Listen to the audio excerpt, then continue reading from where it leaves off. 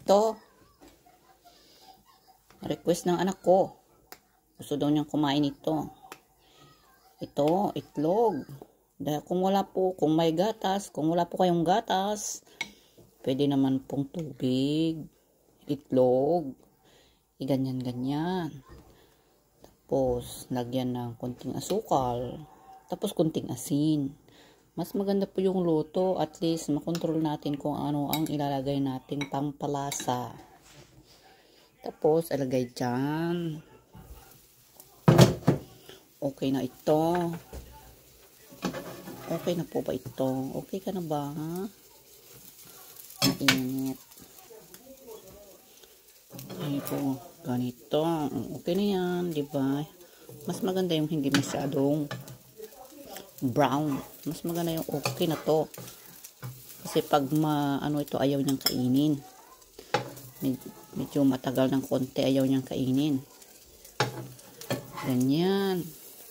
Merienda sa bahay. Malapit na itong bukas ma-expire na. Kaya kailangan na i-recycle. Punasan. Tanggalin yung ito, konti lang yung mantika na ilagay. Konti lang. Ganyan. Ganyan. May natira. Tapos, ilagay ito. Masyado nang nababad. Maghugas ng kamay. Ako naghugas na kanina. Yan.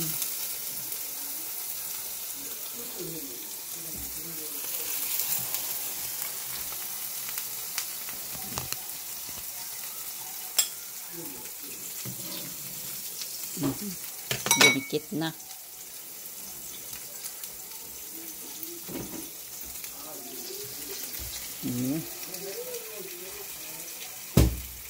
Ayan.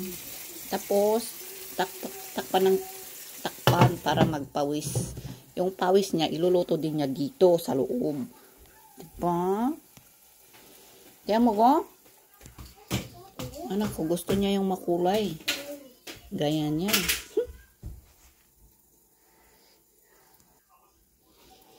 Okay na siya. Okay na okay. Malambot.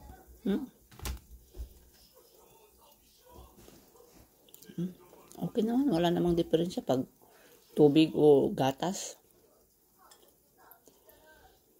Pareho lang din.